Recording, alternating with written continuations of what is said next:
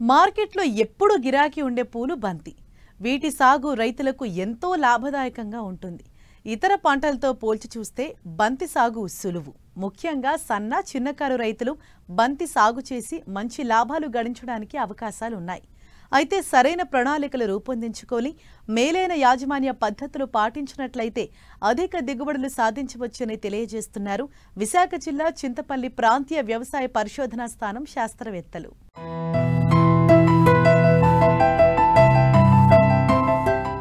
పూలలో బంతి ముఖ్యమైంది.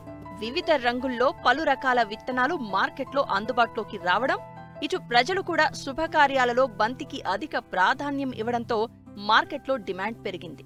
సంవత్సరం పొడవునా సాగు చేసే అవకాశం ఉండడంతో సాగు విస్తీర్ణం కూడా ఏ ఏటికా ఏడు పెరుగుతూనే ఉంది.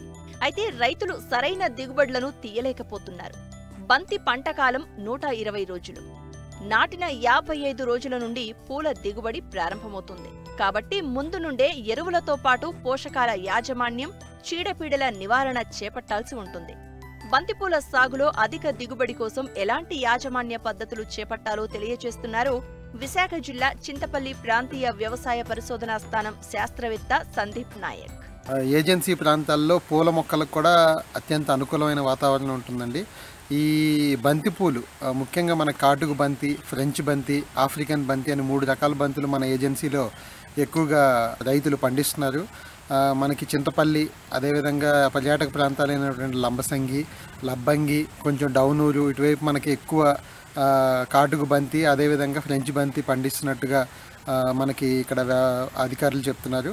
ముఖ్యంగా బంతి నారు పోసేటప్పుడు, అదేవిధంగా బంతి నాటుకునేటప్పుడు మొక్కకి దూరం అవి జాగ్రత్తలు పాటించినట్టయితే మన గిరిజన రైతాంగం అధిక దిగుబడులు పొందడానికి అవకాశం ఉంటుందండి. ముఖ్యంగా మన ఆంధ్రప్రదేశ్లో చూసుకున్నట్లయితే 9,540 హెక్టార్ల బంతి సాగు చేయడం జరుగుతుంది. అదేవిధంగా మన ఏజెన్సీ ఏరియాలో దాదాపు ఒక 140 హెక్టార్లు బంతి ఉన్నట్టు మనం గమనించడం జరిగింది. ఫ్రెంచ్ బంతి అయితే పసుపు రంగులోను, అదేవిధంగా ఆరెంజ్ కలర్లోను పెద్ద ముద్ద బంతిలాగా మనకి వెరైటీస్ ఇక్కడ మనం చూడడం జరుగుతుంది. 25 రోజుల బంతి నారుని గనక 40/20 అంటే వరుసకి 40 సెంటీమీటర్లు, మొక్కకి 20 సెంటీమీటర్లు దూరంలో గనక నాటుకున్నట్లయితే అత్యంత అధిక దిగుబడులు పొందడానికి అవకాశం ఉంటుందండి.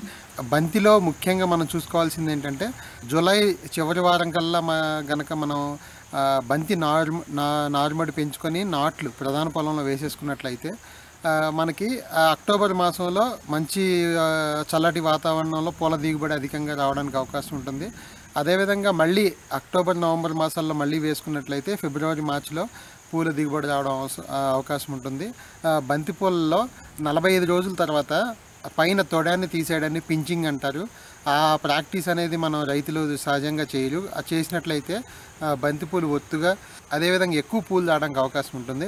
బంతిపూలలో కనుక సస్యరక్షణ చూసుకున్నట్లయితే మనం ముఖ్యంగా వేప నూనె 5 ml పర్ లీటరు గనక మనం నాటిన 10 రోజులకు 15 రోజులకు స్ప్రే చేసుకున్నట్లయితే మనకి ఎలాంటి చిన్న చీడపీడల నుంచి రక్షణ పొందవచ్చు. అదేవిధంగా సూడోమోనాస్ కానీ మనం 2 grams పర్ లీటరు స్ప్రే చేసుకున్నట్లయితే ఎలాంటి ఆకుమచ్చ తెగులు కానీ సస్యరక్షణ చర్యలు తీసుకోవడానికి అవకాశం ఉంటుందని తెలియజేసుకుంటున్నాను. మనకి బంతిపూల విత్తన మోతాదు చూసుకున్నట్లయితే 800 నుంచి 1000 గ్రాముల విత్తనం ఒక ఎకరానికి నారుమడికి సరిపడా, ఒక ఎకరం మొత్తం మనం నాట్లు వేసుకునేందుకు సరిపోతుంది.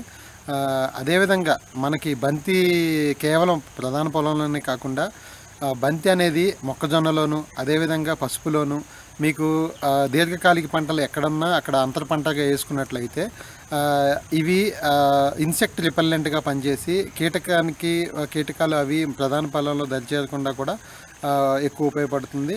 మన ఎరువుల యాజమాన్యం చూసుకున్నట్లయితే 5 టన్నుల పశువుల ఎరువు ఎకరానికి వేసుకున్నట్లయితే అధిక దిగుబడి పొందడానికి అవకాశం ఉంటుంది. ముఖ్యంగా రైతులు మన బంతి మొక్కని ముఖ్యంగా 2 సీజన్లో ఎక్కువగా నాటుకోవడానికి అవకాశం ఉంటుందండి.